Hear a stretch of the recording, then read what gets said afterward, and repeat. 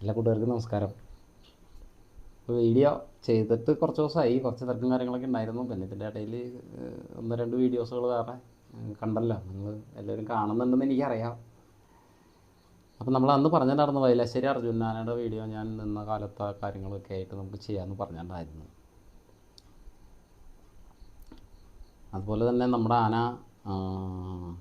ഇപ്പം അത്യാവശ്യം ആന വലിയ കുഴപ്പമില്ലാണ്ടൊരു വീഡിയോസൊക്കെ വന്നിട്ടുണ്ട്, കണ്ടിട്ടുണ്ടാവുമെന്ന് വിചാരിക്കുന്നു. അപ്പം ഞാൻ ഈ ആനയൊക്കെ ചാർജ് എടുത്ത സമയത്തൊക്കെ ഇങ്ങനെ കുറച്ച് ആൾക്കാർ ചോദിക്കുന്നുണ്ട്, ഇതിനൊക്കെ എന്തിൻ്റെ കേടാണ്, ഇങ്ങനത്തെ വയ്യാത്ത ആനകളെ മാത്രമോ, അല്ലെങ്കിൽ വയ്യാത്ത ആന എന്നല്ല, ഇങ്ങനത്തെ ഈ ഒരു അപ്പം ആർക്കും അറിയപ്പെടാത്ത ആനകളിലേക്ക് വരുന്നതിൻ്റെ കാരണം എന്താണെന്ന് ചോദിച്ചു. അത് നമുക്ക് സന്തോഷം അതല്ലേ.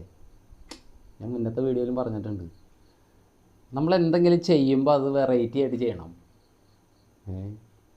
നമ്മളങ്ങനെയുള്ള ഒരു ആനയെ, അല്ലെങ്കിൽ ആ കാറ്റഗറിയിൽ കിടക്കുന്ന ഒരു ആനയെ നമ്മൾ സംരക്ഷിച്ച്, അല്ലെങ്കിൽ അതിനൊന്ന് നമുക്ക് പറ്റുന്ന രീതിയിലൊക്കെ നോക്കി, ആനക്കാരോടുള്ള ആ ഒരു ഇഷ്ടക്കേട് അല്ലെങ്കിൽ ആ ഒരു വെറുപ്പ് കാര്യങ്ങൾ അതൊക്കെ മാറ്റി, അത് നല്ല രീതിക്ക് നിങ്ങൾക്ക് അല്ലെങ്കിൽ ആനപ്രേമികളായ ആൾക്കാരുടെ ഇടയിലേക്ക് അതിനെ കൊണ്ടുവന്ന് നമ്മൾ കാണിക്കുമ്പോൾ അതൊരു വെറൈറ്റി ആയിരിക്കണം. വേറൊരു ആനേനെ കയറി കഴിഞ്ഞാൽ ഒരു സന്തോഷം കിട്ടില്ല. അല്ലെങ്കിൽ അത്രയും ഒരു ഫേമസ് ആയിട്ട് നിൽക്കുന്ന ഒരു ആനയെ പോയി ആന കഴിച്ച് എന്നാണെന്ന് പറഞ്ഞു കഴിഞ്ഞാൽ ഫേമസ് ഉള്ള ഒരു ആനയല്ലേ എന്നുള്ള രീതിയെ വരുള്ളൂ. പക്ഷേ ഇതങ്ങനെയല്ല. ആർക്കും വേണ്ടാത്ത, അല്ലെങ്കിൽ ആർക്കും ആനക്കാർക്കായാലും ആർക്കും അതിലും താല്പര്യമില്ലാത്ത ആനകളെ കൊണ്ടുവന്ന് നോക്കി നന്നാക്കി ഉഷാറാക്കി. എൻ്റെ ആന ആർക്കും വേണ്ടായിരുന്നു കുറച്ച് കാലം മുന്നേ വരെ. അപ്പം ഞാൻ ആന അഴിച്ചു. അപ്പം അത്യാവശ്യം ആനയ്ക്ക് ഒരു ചെറിയ മാറ്റങ്ങളൊക്കെ കണ്ടു, ചെറിയൊരു മാറ്റം കണ്ടു തുടങ്ങി, ഒക്കെ ഒന്ന് ഉഷാറായിക്കെ ആയി വന്നപ്പോൾ ഒരുപാട് പാപ്പാന്മാർക്ക് ആനയെ ആവശ്യമുണ്ട്. ഞാൻ കഴിഞ്ഞ ദിവസം എൻ്റെ കൂടെ നിന്ന പയ്യനെ, മറ്റേ സ്ഥിരമായിട്ട് നടന്ന് അറിയാമല്ലോ, അനിരുദ്ധ് എന്ന് പറഞ്ഞ പയ്യനായിരുന്നു കുറേ കാലങ്ങളായിട്ട് എൻ്റെ കൂടെ ഉണ്ടായിരുന്നത്. അപ്പോൾ അവനിങ്ങനെ മാറുന്ന സാഹചര്യം വന്നപ്പോൾ ഞാൻ 3-4 പിള്ളേർ എൻ്റെ കൂടെ വന്ന് നിന്ന് പോയി. പക്ഷേ അവരൊക്കെ ഓക്കെയാണ്, അവർ ആനയുടെ കാര്യങ്ങളൊക്കെ ചെയ്യുന്നുണ്ട്, എന്നാൽ ആനയ്ക്ക് തീറ്റപ്പെട്ടുന്നുണ്ട്, കാര്യങ്ങളൊക്കെ ചെയ്യുന്നുണ്ട്, ഇതുണ്ട്. പക്ഷേ എനിക്ക് എന്തോ ഒരു മനസ്സുകൊണ്ട് ഒരു ഒരു തൃപ്തി വരുന്നില്ല. അപ്പം ഞാൻ ആനയെ ഒറ്റയ്ക്കാണ് കൈകാര്യം ചെയ്തുകൊണ്ടിരുന്നത്. ഞാനപ്പോൾ ആനയെ കൈകാര്യം ചെയ്ത ആനയോടുള്ള, ഞാൻ മാത്രം കൈകാര്യം ചെയ്യുമ്പോൾ ആൾക്ക് അത് ഇഷ്ടമാണ്, വേറെ ആരും നിൻ്റെ ഇടയിലേക്ക് കൈ കടത്താൻ വരാണ്ടിരിക്കുമ്പോൾ. അപ്പം ഞാൻ ഇന്നിപ്പോൾ ഞാൻ കെട്ടി അഴിച്ച രീതി, അല്ലെങ്കിൽ ആനയെ ഇടച്ചട്ടക്കാരനെ ആനയെ അഴിച്ച ഒരു വീഡിയോ പോസ്റ്റ് ചെയ്തിട്ടുണ്ടായിരുന്നു. അപ്പോൾ അങ്ങനെ ആന തല്ലേണ്ട കാര്യമോ അല്ലെങ്കിൽ അങ്ങനെയുള്ളതൊന്നും വന്നില്ല. കാരണം അതാണ് ഞാൻ പറഞ്ഞത്, നമ്മുടെ ഡീലിങ്സ്, നമ്മളോടുള്ള വെറുപ്പ് മാറ്റിയപ്പോൾ എനിക്കറിയാം അത് രണ്ടാം പാപ്പാനായിട്ട് എന്നെ പരിപാലിക്കാൻ വന്നിട്ടുള്ള ആളാണെന്നും, ഏകദേശം 1 മാസമായിട്ട് ഈ ആനയുടെ കൂടെ ഉണ്ട്. ഈ ആനയ്ക്ക് തിന്നാൻ കൊടുക്കുന്നത് അവനാണ്, അവൽ കാര്യങ്ങൾ കൊടുക്കുന്നത് അവനാണ്. അതെന്താണെന്ന് വെച്ച് കഴിഞ്ഞാൽ അവൻ്റെ ആത്മാർത്ഥത എനിക്ക് ഇഷ്ടപ്പെട്ടു. കാരണം ഈ കഴിഞ്ഞ ദിവസം വരെ 2 ആൾ, ഞാനും അവനും മാത്രം ഉണ്ടായിരുന്നുള്ളൂ. ബാക്കിയുള്ള പിള്ളേരൊക്കെ മാറിയപ്പോൾ ഞാനും അവനും മാത്രം ഉണ്ടായിരുന്നുള്ളൂ. അവൻ ഒറ്റയ്ക്ക് പോയി ആനയ്ക്ക് വേണ്ട, അതായത് തറയിലെ പണി കാര്യങ്ങൾ എല്ലാ പരിപാടികളും കഴിഞ്ഞ് അവൻ ഒറ്റയ്ക്ക് പോയി ഒരു കണ്ട പറമ്പിൽ പോയി ഭക്ഷണം പോലും കഴിക്കാതെയും ഒരു നേരത്തെ ആഹാരം നേരത്തിന് കഴിക്കാതെ ഈ വെയിലും കൊണ്ട് ആ പാവം ഒറ്റയ്ക്ക് പോയി അത് വെട്ടി വലിച്ച് ഒറ്റ ലോഡ് തീറ്റയായിട്ട് ആൾ വരിക. അപ്പോൾ എനിക്ക് മനസ്സിലായി അവനും ആനയോട് സ്നേഹമുണ്ട്. അപ്പോൾ എനിക്കത് തോന്നിയപ്പോൾ ഞാൻ അവനെ കൊണ്ട് പറഞ്ഞു, മോനെ നീ ആന അഴിച്ചോ. അപ്പോൾ അവൻ അഴിക്കേണ്ട ആവശ്യമില്ല, അവന് ഏറെക്കുറെ ആന സെറ്റായിരുന്നു. കാരണം ഞാൻ ആനയുടെ പണികളൊക്കെ അവനെ കൊണ്ട് ഇടിപ്പിക്കുന്നതെന്ന് പറഞ്ഞു കഴിഞ്ഞാൽ നടയമേലത്തെ ചങ്ങല അഴിച്ചു വിടൽ, ചങ്ങല ഇളക്കിയിടൽ, ആനയുടെ കഴുകുമ്പോൾ കാല് കഴുകൽ, കൈ കഴുകൽ, ചോറ് കൊടുക്കൽ, അവൽ കൊടുക്കൽ, അല്ലെങ്കിൽ ആനയെ വേണ്ട പരിപാലനങ്ങളെല്ലാം, ഭക്ഷണങ്ങൾ ഇങ്ങനെ ഓരോന്ന് മാറി മാറി അതുമാതിരി തീറ്റ വെട്ടിയിട്ട് കൊടുക്കണു, കാര്യങ്ങളൊക്കെ ചെയ്യണു. ആന എന്ന് പറഞ്ഞ മൃഗമാണ്. അതിൻ്റെ സ്നേഹത്തിന് ഒറ്റ അർത്ഥമുള്ളൂ, അത് സ്നേഹമാണ്. മനുഷ്യൻ അങ്ങനെയല്ല. മനുഷ്യന് മനസ്സിലൊന്ന്, നാക്കിലൊന്ന്, പ്രവൃത്തി ഒന്ന്. അല്ലാത്ത ആൾക്കാരുണ്ട്, നന്നായിട്ട് ജീവിച്ചാട്ടി നന്നായിട്ടെന്ന് പറഞ്ഞാൽ ജെനുവിനായിട്ടുള്ളത്, കള്ളത്തരങ്ങളില്ലാത്ത മനുഷ്യന്മാർ ഈ ലോകത്ത് ഒരുപാടുണ്ട് കേട്ടോ. അതെനിക്കിപ്പോൾ കുറേ കാലങ്ങളായിട്ട് എൻ്റെ ഫ്രണ്ട്സൊക്കെ ഒരുപാട് ആൾക്കാരുകളുണ്ട് അങ്ങനെ. അപ്പം ഞാൻ പറഞ്ഞു വന്നത് എന്താണെന്ന് വെച്ച് കഴിഞ്ഞാൽ, ആ വീഡിയോസും ഫോട്ടോസൊക്കെ വന്നു കഴിഞ്ഞപ്പോൾ എല്ലാവർക്കും ഇഷ്ടപ്പെട്ടു, അല്ലെങ്കിൽ ആനയുടെ ആ ഒരു മാറ്റവും കാര്യങ്ങളൊക്കെ ഇഷ്ടപ്പെട്ടു എന്നൊക്കെ അറിഞ്ഞതിൽ ഒരുപാട് സന്തോഷമുണ്ട്. അപ്പം ഞാനിപ്പോൾ എന്തായാലും നന്ദപ്പനെയൊക്കെ കുറിച്ചിട്ട് ഫുള്ള് ഡീറ്റെയിൽ ആയിട്ടൊരു വീഡിയോ വരും പുറകെ. നമുക്കിപ്പോൾ വൈലാശ്ശേരി ആനയുടെ കാര്യത്തേക്ക് കിടക്കാം. വൈലാശ്ശേരി ആന ഞാൻ ഫസ്റ്റ് കയറുന്നത് എനിക്ക് തോന്നുന്നു 2011 2010 എന്ന് എനിക്ക് ചെറിയൊരു സംശയമുണ്ട്. ഈ അർജുൻ ആനയുടെ ഓണറായ ജുബീഷേട്ടൻ വീഡിയോസുകളൊക്കെ കാണുന്നുണ്ട്, ലൈക്ക് അടിക്കുന്നുണ്ട്. അത് നിലമ്പൂർ വൈലാശ്ശേരിക്ക് വന്നേക്ക് മുന്നേ ശരിക്കും പറഞ്ഞു കഴിഞ്ഞാൽ അതിനെ ഞാൻ ഫസ്റ്റ് ആനയെ കാണുമ്പോൾ പൊന്നോത്ത അർജുൻ എന്നാണ് അതിൻ്റെ പേര്. പൊന്നോത്ത അർജുൻ ഹട്ടറ. കേരളത്തിൽ ജനിച്ചിട്ടുണ്ടായ ആന നാടനാന. നാടനാനകൾക്ക് ഒരു പ്രത്യേകത എന്താണെന്ന് വെച്ച് കഴിഞ്ഞ് കഴിഞ്ഞാൽ, അതായത് നമ്മുടെ നാട്ടിലുള്ള ആൾക്കാരെ പോലെ തന്നെ നമ്മുടെ നാട്ടിലുള്ള ആൾക്കാർ നമുക്കിപ്പം ഇപ്പം ഞാൻ എൻ്റെ വീട്ടിലൊരാളെ പണിക്ക് നിർത്തുകയാണ്. ഞാനൊരു മലയാളീനെ വെച്ച് ഞാൻ പണിക്ക് നിർത്തി കഴിഞ്ഞ് കഴിഞ്ഞാൽ എനിക്ക് അത്ര അങ്ങനെ പേടിക്കേണ്ട ആവശ്യമില്ല. അതേസമയം ഞാൻ ഒരു ബംഗാളീനെ കൊണ്ടുവന്ന് പണിക്ക് വെച്ച് കഴിഞ്ഞ് കഴിഞ്ഞാൽ നോക്കണം, സൂക്ഷിക്കണം. അതുപോലെ തന്നെയാണ് നമ്മുടെ നാടനാനയും ബീഹാറാനയും. അതായത് നമ്മുടെ നാട്ടിൽ കേരളത്തിൽ ജനിച്ചിട്ടുണ്ടായ ആനകളെന്ന് പറഞ്ഞു കഴിഞ്ഞ് കഴിഞ്ഞാൽ പാമ്പാടി രാജൻ, ഈരാറ്റുപേട്ട അയ്യപ്പൻ, അങ്ങനെ അങ്ങനെ അങ്ങനെ അങ്ങനെ അങ്ങനെ വലിയ ആനകളെല്ലാം ഒരുമാതിരിപ്പെട്ട നല്ല നല്ല ആനകളെല്ലാം നമ്മുടെ കാടുകളിൽ നിന്ന് പിടിച്ചിട്ടുള്ള ആനകളാണ്. നമുക്ക് എന്തിനാണ് ഈ മറ്റേ ബീഹാറിൽ നിന്നും ആസാമിൽ നിന്നൊക്കെ ആനകൾ? നമ്മുടെ കേരളത്തിലെ ആന പോലെ വൈലാശ്ശേരി ആനയുടെ ഒരുപാട് പ്രത്യേകതകളുള്ള കാര്യങ്ങൾ ഞാൻ പറഞ്ഞുതരാം. അത് ഞാൻ ഫസ്റ്റ് വന്നിട്ട് ഇതിനെ കാണുമ്പോൾ പൊന്നോത്ത അർജുൻ ആന. അന്നൊക്കെ ഈ ആന ഭയങ്കര വഴക്കാണ്. ഭയങ്കര വഴക്കെന്ന് പറഞ്ഞാൽ ആന ഉപദ്രവിക്കുക കൂടെ നിൽക്കുന്ന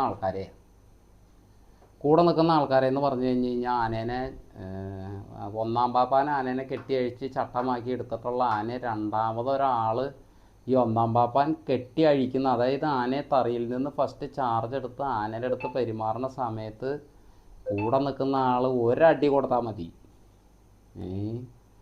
അല്ലെങ്കിൽ 2 അടി കൊടുക്കുകയോ അല്ലെങ്കിൽ മേല് വേദനപ്പെടുത്തുകയോ ഉപദ്രവിക്കുകയോ ചെയ്താൽ എന്നെ ഒരു നോട്ടമുണ്ട്. ആ നോട്ടത്തിലെല്ലാം ഉണ്ട്.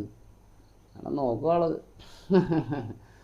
അങ്ങനെ ഉപദ്രവിച്ചിട്ടുള്ള 2-3 ആൾക്കാരെ എറണാകുളം ഭാഗത്ത് ദിവ്യ ഉണ്ണിയുടെ സിനിമ മേഖലയിലുണ്ടായിരുന്ന അവരുടെ ബന്ധത്തിൽ ഏതോ ഒരു ചെറിയച്ഛൻ്റെ അങ്ങനെ എന്താണെന്ന് എനിക്ക് കറക്റ്റ് ഓർമ്മയില്ല ഇതിനെക്കുറിച്ചിട്ട്. അവരുടെ അതിലൊക്കെ നിൽക്കുമ്പോൾ ഈ ആനയെ കണ്ട പേടിയാവും. അന്ന് സ്ഫടിക സിനിമ ആ സിനിമയൊക്കെ ഇറങ്ങിയ സമയമൊക്കെ ഇല്ലേ, അന്ന് കണ്ടിട്ടുണ്ട്. ആ സിനിമയിലെ ആ പാട്ട് സീനിൽ ആനയുണ്ട്. ലാൽ സാറ് ഇറങ്ങി വന്നിട്ട് ആ ആനയുടെ നടയുടെ മുകളിൽ നിന്ന് ചാടി ഇറങ്ങി വരുന്ന ഒരു സീനൊക്കെ ഇല്ലേ, അതിലൊക്കെ ആനേനെ കണ്ടിട്ടുണ്ട്. എന്നെ ഭംഗിയ അത്ര ഭംഗിയുള്ള ആന. അത് കഴിഞ്ഞ് പിന്നെ അവിടെ നിന്നൊക്കെ വന്ന് ഞാൻ ഈ വടക്കനാട്ടിലേക്കൊക്കെ വന്നതിന് ശേഷം പിന്നെ ഞാൻ ഈ ആനയെ കാണുമ്പോൾ ഈ ആന പൂമ്പുള്ളിയിലേക്ക് കച്ചവടമായി വന്നു. അന്ന് നമ്മുടെ വെളിച്ചപ്പാട് കൃഷ്ണേട്ടൻ എന്ന് പറയും, ആറാണി കൃഷ്ണൻ ചേട്ടനും പാടൂര് ശിവൻ എന്ന് പറഞ്ഞ ചേട്ടനും കൂടിയിട്ടാണ് ഈ ആനയെ കൊണ്ടു നടക്കുന്നത്. അത് ഫസ്റ്റ് സീസണിലും കാണുമ്പോൾ കൃഷ്ണേട്ടനും ഇവർ രണ്ടാൾക്കും ആന ചട്ടാണ്. കാര്യങ്ങളൊക്കെ അത്യാവശ്യം വലിയ കുഴപ്പമില്ല. ഈ ആനയുടെ ശ്രദ്ധിക്കേണ്ടതെന്ന് പറഞ്ഞു കഴിഞ്ഞാൽ മറ്റുള്ള ആനകളുടെ പോലെ ഇപ്പോൾ ശരിക്കും പറഞ്ഞു കഴിഞ്ഞ് കഴിഞ്ഞാൽ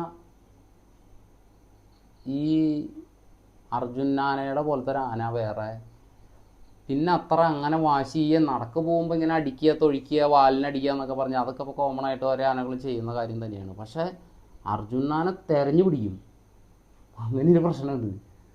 തെരഞ്ഞു പിടിക്കുക എന്ന് പറഞ്ഞു കഴിഞ്ഞാൽ ഒരു 50 ആൾ നിൽക്കണതിൻ്റെ ഇടയിൽ നിൽക്കുകയാണെങ്കിൽ 4 അടി കൊടുത്തിട്ടുണ്ടെന്നുണ്ടെങ്കിൽ ആന പോയി കഴിഞ്ഞ് കഴിഞ്ഞാൽ അവനെ മാത്രം പോയി പിടിക്കും. അതുപോലെ തന്നെ മറ്റുള്ള ആനകളെ ഞാനിപ്പോൾ ഈ ആനേനെ കൊണ്ട് നടന്നിട്ടുണ്ട്. ഇപ്പോഴും എനിക്ക് അതിൻ്റെ അടുത്ത് പോയി നിൽക്കാൻ പറ്റില്ല.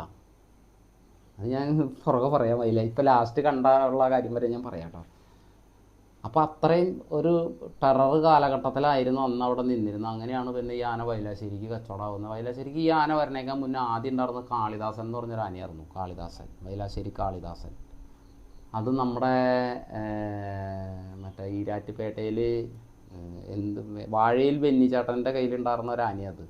ചെറിയ കുറ്റിക്കൊമ്പൊക്കെ ആയിട്ട് ഭയങ്കര വലിയ ചെവിയും കാര്യങ്ങളൊക്കെ ആയിട്ടുള്ളതാണ്. അന്നത്തെ അതിൻ്റെ പേരെന്താണെന്ന് എനിക്ക് കറക്റ്റായിട്ട് ഓർമ്മയില്ല. അറിയണവരൊന്ന് കമൻറ്റ് ചെയ്യണം കേട്ടോ. അപ്പോൾ ആ ആന അവിടെ ഉണ്ട്. അതിനന്ന് പിന്നെ കയറിക്കൊണ്ടിരിക്കുന്നത് അന്ന് കുഞ്ഞുവൻ ചേട്ടനാണെന്നോ എനിക്ക് സംശയമുണ്ട്. മന്നായി കുഞ്ഞുവൻ ചേട്ടൻ ഞാൻ ചെല്ലണ സമയത്ത് ഫസ്റ്റ് ഞാൻ അവിടേക്ക് ചെല്ലണ സമയത്ത്. അപ്പോൾ എന്നെ അവിടേക്ക് കൊണ്ടുപോകണതെന്ന് പറയണത് നമ്മുടെ മാനിച്ചേട്ടനാണ്. മാനു എന്ന് പറഞ്ഞാണ് ആ ചേട്ടനാണ്. ആ ചേട്ടൻ ഈ വൈലാശ്ശേരിയിൽ അവരെന്തോ റിലേഷനിലുള്ള ഒരാളാണ്. പിന്നെ ആൾ അത്യാവശ്യം അവിടുത്തെ ഈ ആനയുടെ മാനേജറും ആനയുടെ കാര്യങ്ങളും മറ്റുള്ള കാര്യങ്ങളും എല്ലാം നോക്കിക്കൊണ്ടിരുന്നത് മാനുചേട്ടനായിരുന്നു. മാനു എന്നാണ് അദ്ദേഹത്തിൻ്റെ പേര്. അത് ഈ ആനയിൽ നിന്ന് തന്നെ മരണപ്പെട്ടു. അത് ഞാൻ പുറകെ പറയാം. അപ്പോൾ മാനുചേട്ടൻ എന്നെ വിളിച്ചു. അങ്ങനെ ഇങ്ങനെ പറഞ്ഞു, ഇങ്ങനെ ബിനു ഇങ്ങനെ നമ്മുടെ ആന അഴിക്കാനായിട്ട് ഇങ്ങനെ വരുമെന്ന് പറഞ്ഞു. അപ്പോൾ ആ സമയത്ത് ഈ ആന ലാസ്റ്റ് കാട്ടകമ്പാൽ പരിപാടിയൊക്കെ കഴിഞ്ഞ് എനിക്ക് തോന്നുന്നു വർഷക്കാലം ആവാറായ സമയത്താണെന്ന് എനിക്ക് തോന്നുന്നുണ്ട്. കറക്റ്റ് അത് ഓർമ്മയില്ല. അങ്ങനെ ചെന്ന് വിളിച്ചു. ഞങ്ങൾ കൂറ്റനാട് ജയേട്ടൻ്റെ വീട്ടിലേക്ക്. അവിടെ നിന്ന് ജയേട്ടൻ വഴിയായിട്ട് മാനുചേട്ടനും ജയേട്ടനും വഴിയായിട്ടാണ്, കൂറ്റനാട് ജയേട്ടൻ വഴിയായിട്ടാണ് ആന അടിക്കുന്നത്. ഇപ്പോഴാണ് ഓർത്തത്. അപ്പോൾ അങ്ങനെ കൂറ്റനാട് ജയേട്ടൻ്റെ വീട്ടിലേക്ക് ചെല്ലാൻ പറഞ്ഞു. അങ്ങനെ ഞാനും കുറ്റിക്കോടനും കൂടിയിട്ട് കൂറ്റനാട് ജയേട്ടൻ്റെ വീട്ടിലേക്ക് ചെന്നു. അവിടെ ചെന്നിട്ട് ഞങ്ങൾ അവിടെ ഇരിക്കുകയാണ്. അപ്പോൾ ഈ വൈലാശ്ശേരി ആനയുടെ അവിടെ അച്ഛനുണ്ട്. വൈലാശ്ശേരി ആനയുടെ അതായത് ജുബിഷേട്ടൻ്റെ ഷാജിയേട്ടൻ്റെയൊക്കെ അച്ഛൻ. അദ്ദേഹമാണ് അമ്പലത്തിലെ കാര്യങ്ങളൊക്കെ അവിടുത്തെ ഇത് ചെയ്യുന്നത് അദ്ദേഹമാണ്. ഒരിക്കലും മറക്കാൻ പറ്റാത്തൊരു സ്ഥലമാണ് കേട്ടോ അത്. ഞാൻ പുറകെ പറയുന്നുണ്ട് അത്. അത് കഴിഞ്ഞ് ഞങ്ങൾ ചെന്നു. അങ്ങനെ അല്ല, ഞങ്ങളോട് ചെല്ലാൻ പറഞ്ഞ് ഞങ്ങൾ കൂറ്റനാട് ജയേട്ടൻ്റെ വീട്ടിൽ നിന്നു. അവിടെ നിന്ന് വൈകുന്നേരം ആയി കഴിഞ്ഞപ്പോൾ അന്ന് ഈ അച്ഛൻ സ്വാമിക്ക് എവിടെയോ എറണാകുളത്ത് എന്തോ ഒരു ഉദ്ഘാടന പരിപാടിക്ക് പോയിട്ട് തിരിച്ചു വരുന്ന സമയത്താണ് ഞങ്ങളെ കൊണ്ടുപോകണത്. അന്ന് ഇനോവ കാറാണെന്ന് എനിക്ക് തോന്നുന്നുണ്ട്. അന്ന് അതൊക്കെ ഇറങ്ങിയ സമയമല്ലേ. ഈ വലിയ കാറൊക്കെ നമ്മൾ ഈ റോഡിൽ കൂടെ പോകണമെന്നല്ലാണ്ട് ഞാനും എൻ്റെ ജീവിതത്തിൽ അതിൽ കയറിയിട്ടില്ല. ആ AC-യിലൊക്കെ ഇപ്പോൾ ഓർക്കണം. അതൊക്കെ ഞാനിപ്പോൾ ഈ പറഞ്ഞു, സത്യം പറഞ്ഞത് ഞാൻ മറന്നിരിക്കുമായിരുന്നു. അപ്പോൾ അവിടെ നിന്ന് ഇങ്ങനെ ചേട്ടൻ പറഞ്ഞു കുഴപ്പമൊന്നുമില്ല, പോയി നിങ്ങൾ പോയിക്കോളാൻ പറഞ്ഞ് അങ്ങനെ പോവുകയാണ്. അവിടെ കൂടെ പോയി. അവിടെ ചെന്നു. നിലമ്പൂർ അമ്പലത്തിലല്ല, വേറൊരു സ്ഥലത്ത് മമ്പാടം അങ്ങനെ എന്താണ് എനിക്ക് തോന്നുന്നുണ്ട്. ആ സ്ഥലത്ത് പോയി. അവിടെ ചെന്നു. അവിടെ ഒരു റബ്ബർ എസ്റ്റേറ്റിൻ്റെ ഉള്ളിൽ ഒരു ചെറിയൊരു ടെറസ് വീട് അവിടെ കൊണ്ടുവന്ന് ഞങ്ങളെ ഇറക്കി. രാത്രി വെളുപ്പാറായിക്കാണ്ടായപ്പോഴാണ് ചെന്നൈന്ന് എനിക്ക് തോന്നുന്നു. അത് ഞാനെന്നെ കണ്ട് ഇങ്ങനെ നോക്കി. വയലാശ്ശേരി അർജുനൻ, നമുക്ക് പിന്നെ എല്ലാ സ്വഭാവങ്ങളും അറിയാലോ. കുറേശ്ശെയൊക്കെ പറയണ കേട്ടിട്ടുണ്ട്. അപ്പോൾ ഇതിനെ അഴിക്കുമ്പോൾ ഭയങ്കര ടാസ്ക്കാണ്, കെട്ടി അഴിക്കാനൊക്കെ ഭയങ്കര ബുദ്ധിമുട്ടാണെന്നൊക്കെ നമ്മളിങ്ങനെ കേട്ടിട്ടുണ്ട്. അപ്പം ഞാൻ ചെല്ലുമ്പോൾ കുറ്റിക്കോടനും എൻ്റെ കൂടെ ഉണ്ട്. രാവിലെ അപ്പം എനിക്ക് തോന്നുന്നു അവിടുത്തെ അന്നത്തെ കാളിദാസനാനിക്ക് മന്നായി കുഞ്ഞുമോൻ ചേട്ടനാണെന്നോ എന്ന് എനിക്കൊരു സംശയമുണ്ട്. കുഞ്ഞുമോൻ ചേട്ടൻ ആളാണ് അന്ന്. ആളുടെ ഫാമിലി, ചേച്ചിയും പിന്നെ ആളുടെ മൂത്ത മോനാണെന്ന് തോന്നുന്നുണ്ട്. അവനാണെന്ന് തോന്നുന്നുണ്ട് അന്ന്. ചെറിയ കുഞ്ഞവനും. അങ്ങനെ ഒരു വീട്ടിൽ അവരവിടെ താമസിക്കാറുണ്ട്. അവിടേക്ക് ഞങ്ങൾ ചെല്ലണേ. ഞങ്ങൾ ചെന്നു. ആന അഴിക്കാമെന്ന് പറഞ്ഞപ്പോൾ താഴത്തെ ഒരു സ്ഥലം, ഒരു റബ്ബർ തോട്ടത്തിൻ്റെ ബാക്ക് സൈഡിലായിട്ട് കൊണ്ടുവന്ന് നടക്കി അവിടെ കൂട്ടി നിർത്തിയിട്ടുണ്ട്. അങ്ങോട്ടും ഇങ്ങോട്ടൊക്കെ വലിച്ച് പാറാക്കി നിർത്തിയിട്ടുണ്ട്. ആന അങ്ങനെ നിന്നിട്ട് ഇങ്ങനെ നിൽക്കണുണ്ട്. ആന ഒരനക്കല്ല, ചെവി മാത്രം അങ്ങനെ കാണിക്കുന്നുണ്ട്. ഇങ്ങനെ നിൽക്കേണ്ട ആൾ. അപ്പോൾ തോട്ടിമ്പടിയൊക്കെ വാങ്ങി. അത് കഴിഞ്ഞ് കുറ്റിക്കോടൻ എന്നാൽ നോക്കാം നമുക്ക് എന്ന് പറഞ്ഞു. അപ്പോൾ കുഞ്ഞോഞ്ചാണ്ടൻ പറഞ്ഞു നോക്കാമെന്ന് പറഞ്ഞു. കുഞ്ഞോഞ്ചാണ്ടൻ്റെ കൂടെ പുള്ളിയുടെ അളിയനുണ്ടായിരുന്നു. അങ്ങനെ ഞങ്ങളെല്ലാവരും കൂടിയിട്ട് അന്ന് ആന അഴിക്കാനുള്ള പ്ലാനൊക്കെ ആക്കി. ഞാൻ കയറി ഒരു 2 കുടൽ കൊടുത്തു. 2 അട്ടി കൊടുത്ത വഴി തന്നെ ആൾ ഇങ്ങോട്ട് വന്നു. ഇങ്ങനെ വലത്തോട്ട് ഇങ്ങനെ ചെരിഞ്ഞ് ഇങ്ങനെ വന്നിട്ട് ഒരു 4 വാരില്ല കിട്ടിയില്ല ആൾക്ക്. കിട്ടാത്ത കളിക്കാൻ നിലത്ത് വീട് ഒരു 4 കൊറ്റ ഇങ്ങനെ ഒരു കുത്തും. ആ മണ്ണിങ്ങനെ പൊന്തിച്ചിങ്ങനെ കയറും. അത് ആന പറഞ്ഞെന്താണെന്നറിയാമോ? എൻ്റെ അടുത്തുനിന്ന് മാറിപ്പോക്കോ, കൂത്തി ഞാൻ കീറികളയെന്നാണ് ആന ഉദ്ദേശിച്ചത്. അത് ആന നമ്മളെ കാണിച്ചു തരണം, നിലത്ത് കുത്തിയിട്ട് കീറി. അത് എന്താണെന്ന് വെച്ച് കഴിഞ്ഞാൽ നമ്മളുള്ള സിഗ്നലാണത്. അത് ശരി, നീ അത്രയ്ക്ക് ആയോന്ന് ആ കുറ്റിക്കോടൻ ഒരു 2 ഇടി കുന്തക്കോലിന് കുറ്റിക്കോടന്. അപ്പോൾ ഇതാകെ മണ്ണിൽ കുളിച്ച് നിൽക്കല്ലേ. ആന ചാടി ഇരുന്നു കിടന്നു. അപ്പോൾ ഒരു സൈഡിലേക്ക് ആന കിടത്താൻ പറ്റുള്ളൂ, മറ്റേ സൈഡിലേക്ക് കിടക്കും. പിന്നെ അവരും പറഞ്ഞിട്ടുണ്ടായിരുന്നു ഇതിൻ്റെ ഈ കന്നത്ത് മുറിവുള്ള കാരണം കൊണ്ട് ഇടത്തെ സൈഡ് കിടക്കാൻ ഭയങ്കര പാടാന്ന് അവർ പറഞ്ഞതായിരുന്നു. അപ്പോൾ ഇടത്തെ സൈഡ് കിടത്തൊന്നും വേണ്ട, ഇരുന്നാലും മതി, കിടന്നില്ലെങ്കിലും കുഴപ്പമില്ല എന്നുള്ള ഒരു ഇത് പറഞ്ഞായിരുന്നു. എന്നാലും വേണ്ടിയില്ല, ഞാൻ കിടന്നോട്ടെ എന്ന് വിചാരിച്ചിട്ട് പിടിച്ച് കിടത്തി. 2 സൈഡും കിടത്തി ആനയെ കിടത്തി എണീപ്പിച്ചു. മര്യാദയ്ക്ക് 10 ആന മേടിച്ചു. ഇല്ലയെന്ന് ഇപ്പം നമ്മൾ വെറുതെ ഇല്ല എല്ലാ ആനേനെയും പിന്നെ കൊടുത്തിട്ട് അഴിക്കാനൊന്നും പറ്റുമൊന്നുമില്ല. ഇപ്പോൾ ഈ നന്ദപ്പനെ ഇപ്പോൾ ഒന്നും അങ്ങനെ ആവശ്യമില്ല. പക്ഷേ ആ ആനയൊക്കെ സത്യം പറഞ്ഞു കഴിഞ്ഞാൽ ഒരു 1/4 മണിക്കൂർ നിന്ന് പയറ്റിയിട്ട് ആന അഴിച്ചത്. നല്ല വീക്ക് ആന മേടിച്ചു വന്നു. നല്ല വീക്ക് എന്ന് പറഞ്ഞു കഴിഞ്ഞാൽ അത്യാവശ്യം സാമാന്യം തട്ടാന മേടിച്ചായിരുന്നു. കാരണം അല്ലാതെ അഴിക്കാൻ പറ്റണ്ടേ ഇതിനെ. ആന അമ്മാതിരി ഇതായിട്ട് നിൽക്കുക. നമ്മളിതിനെ അഴിക്കാനാണ് ഇവിടെ വന്നത്. നമ്മൾ 10 അടി കൊടുത്തിട്ട് ആന ഇരുന്ന് തന്നില്ലെങ്കിൽ നമുക്ക് കളഞ്ഞിട്ട് പോരാൻ പറ്റും. അന്നത്തെ പ്രായം അതാണ്. കാരണം ഇന്ന് ഒരു 10-15 വർഷം മുന്നത്തെ കാര്യം പറയണേ.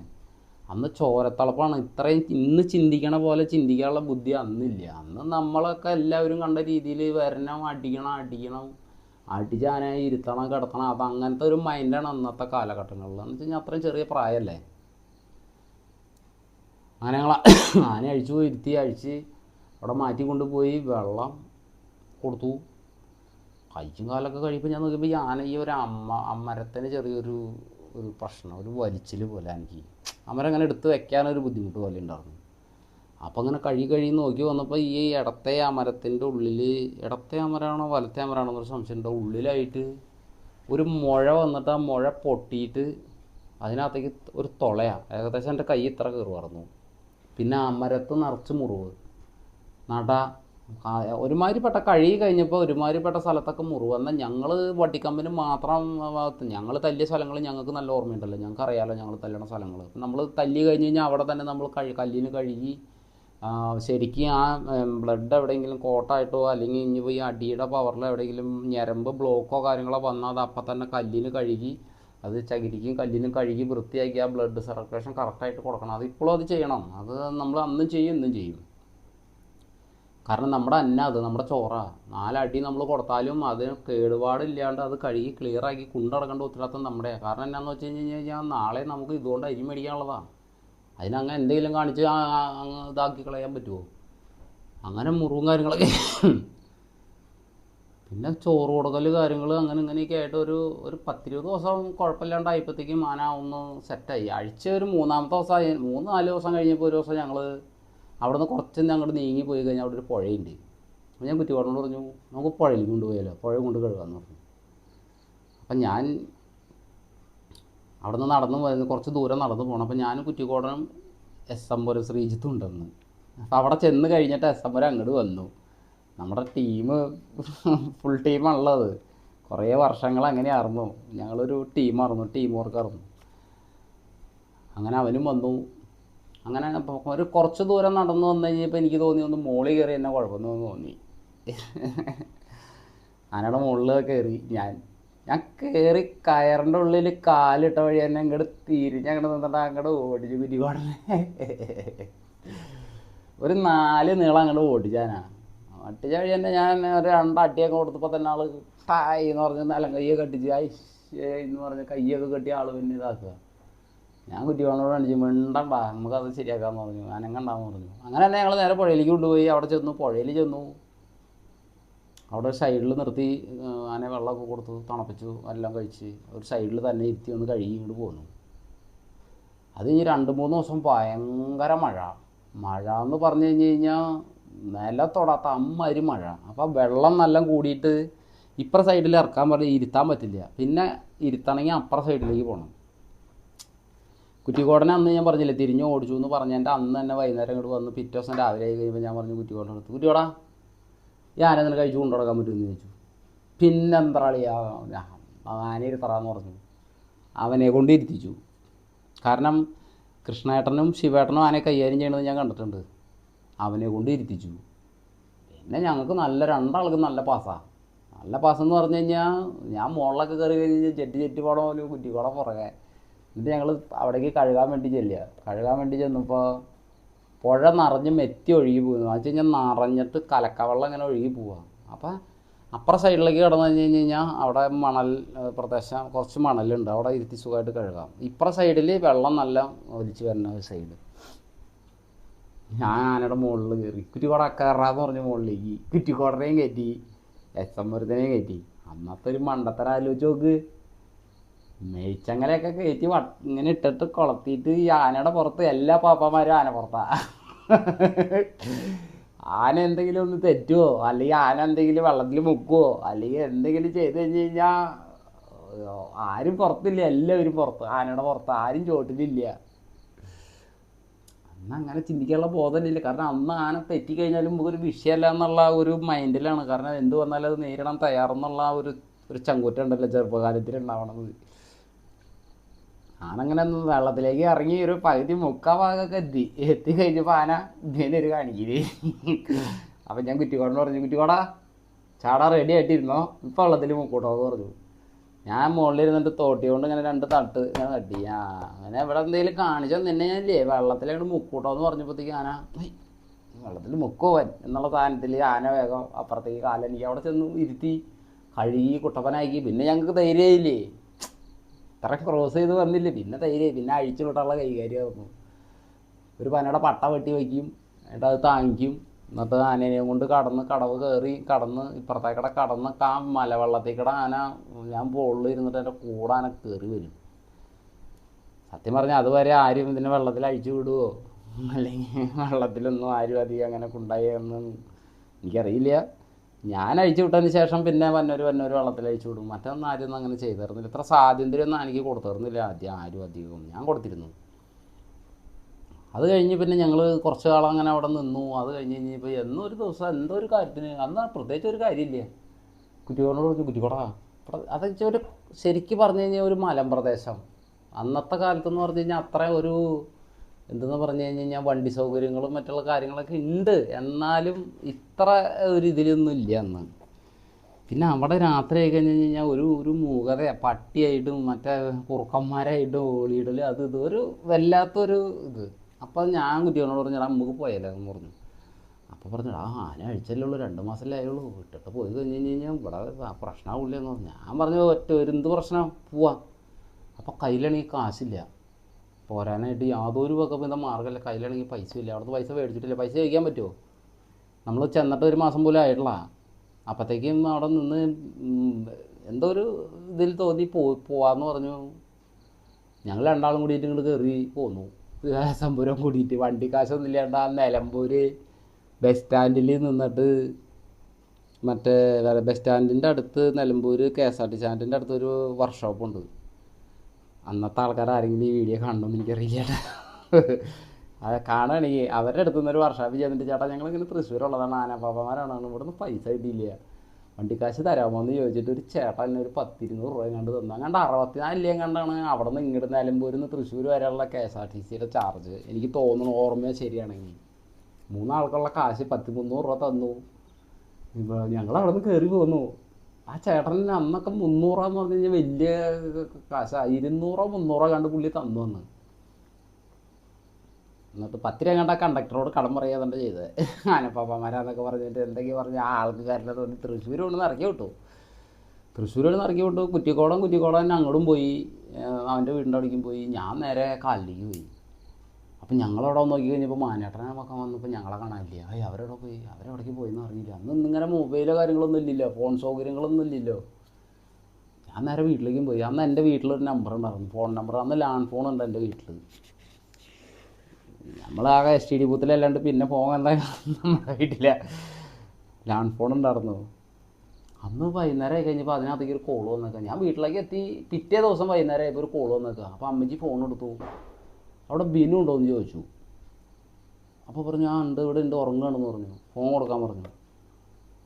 എന്നിട്ട് ഫോൺ തന്നു. ഹലോ എന്ന് പറഞ്ഞു. അപ്പം തന്നെ മാനാട്ടൻ എന്താ ബിനു ഈ എന്ത് അപ്പോൾ അവരുടെ മലപ്പുറം സ്റ്റൈലിലൊരു ഭാഷയിൽ എന്ത് കാട്ടിയേ, എന്ത് പരിപാടി കാട്ടിയാൽ ഞാൻ വിചാരിച്ചു ചേട്ടാ ഈ നമ്പറൊക്കെ എങ്ങനെ കിട്ടി ഇടയ്ക്ക്. അതൊക്കെ പിന്നെ കിട്ടാണ്ടിരിക്കും. അപ്പോഴാണ് ഞാൻ അവരുടെ നെറ്റ്വർക്ക് ഇന്ന് ആലോചിച്ച് നോക്ക്.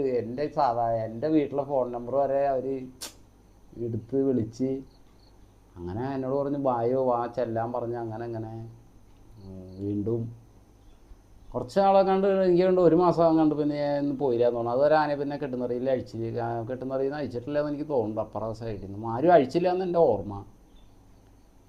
അത് കഴിഞ്ഞ് വീണ്ടും ഞാൻ ചെന്നു, ചെല്ലാൻ പറഞ്ഞ് ചെന്ന് വായോ എന്നൊക്കെ പറഞ്ഞ് ചെന്നപ്പോൾ ഞാൻ അപ്പം ആന അവിടെ എത്തി, അമ്പലത്തിലെത്തി. മറ്റേ പറമ്പിലല്ലായിരുന്നു നിന്നായിരുന്നു, അമ്പലത്തിൽ. ഇനി ഇവിടെ നിന്ന് അമ്പലത്തിലാണോ ഞാൻ കൊണ്ട് കെട്ടിയേ, അത് ഇവിടെ നിന്ന് വേറെ ആരെങ്കിലും അയച്ചിട്ട് പോയോ എന്ന് സത്യം പറഞ്ഞ് എത്ര ആലോചിച്ചിട്ടും പിടികിട്ടുള്ള. എനിക്ക് ആ ഓർമ്മക്കുറവിൻ്റെ പ്രശ്നം വന്നില്ലേ. അത് കഴിഞ്ഞ് പിന്നെ അമ്പലത്തിൻ്റെ അവിടെ ചെന്നു. അപ്പോൾ അവിടെ ചെന്ന് കഴിഞ്ഞപ്പോൾ എൻ്റെ അടുത്ത് മറ്റേ മാനോട്ടം പറഞ്ഞു